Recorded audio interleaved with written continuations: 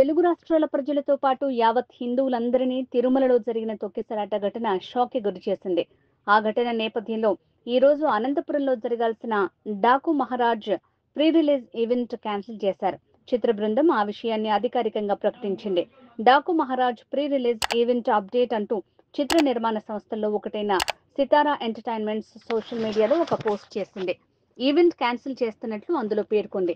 తిరుపతిలో జరిగిన ఘటన మమ్మల్ని అందరినీ తీవ్రంగా కలిచివేసింది. కోట్లాది మంది భక్తుల గుండెల్లో కొలువై ఉన్న ఏడుకొండల వెంకటేశ్వర స్వామి ఆలయంలో అటువంటి ఘటన జరగటం హృదయ విదారకం.